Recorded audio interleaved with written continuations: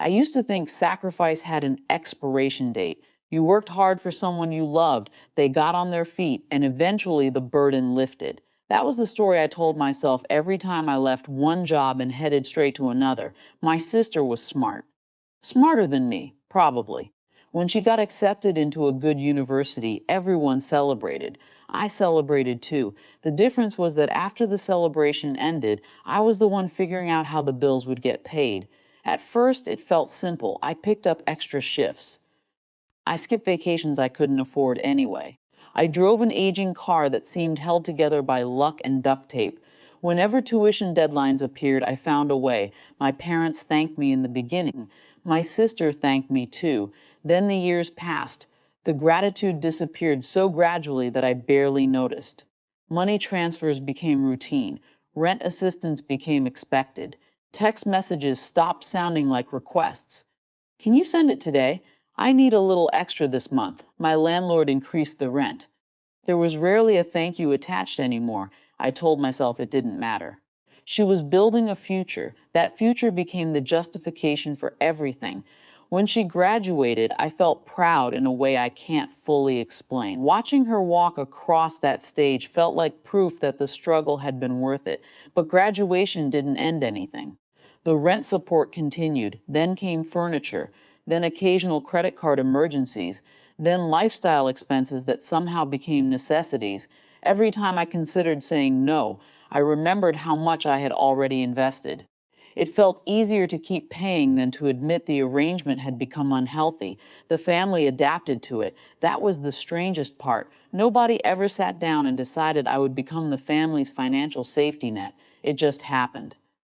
Over time, everyone began treating my sacrifices as normal, like electricity, important but invisible. The moment everything changed happened during a family dinner. Nothing dramatic led up to it. We were discussing careers. A cousin had recently received a promotion, and the conversation drifted toward success, ambition, and income. My sister was talking about people she worked with, young professionals, managers.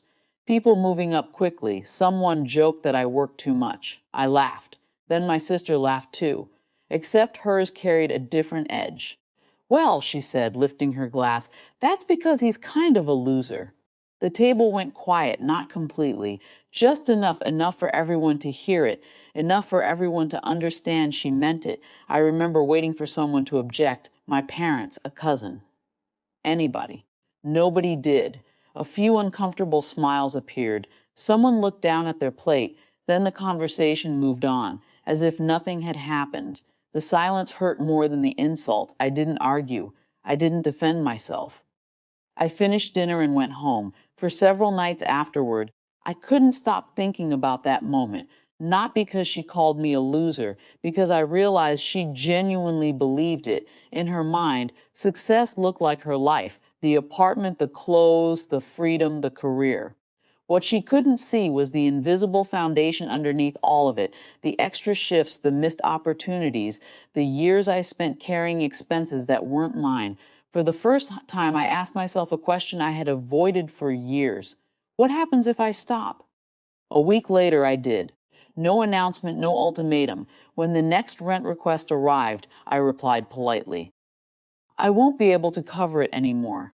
That was all. The response came immediately. Confusion first, then frustration, then anger. My phone filled with messages, questions, accusations, pressure. I repeated the same answer. The arrangement was over. A month later, reality arrived. Missed payments have a way of making theoretical conversations very practical. Suddenly, relatives were calling. They weren't asking about me. They were asking why I had stopped helping. The wording was interesting, not whether I could help, why I wouldn't. One Sunday afternoon, several family members gathered at my parents' house. I knew what was coming. The expectation was obvious. Convince me, pressure me, restore the old system. For a while, I listened. People spoke about family obligations, loyalty, support, responsibility. Then someone finally asked the question directly. What happened to you? I looked around the room, and for once I answered honestly. I explained the tuition payments, the rent, the emergencies. The years of financial support, the second job, the overtime, the personal plans I'd delayed, I wasn't angry. I wasn't dramatic. I simply stated facts one after another. The room became noticeably quieter. My sister didn't interrupt. Neither did anyone else. Because facts are difficult to argue with when everyone already knows they're true.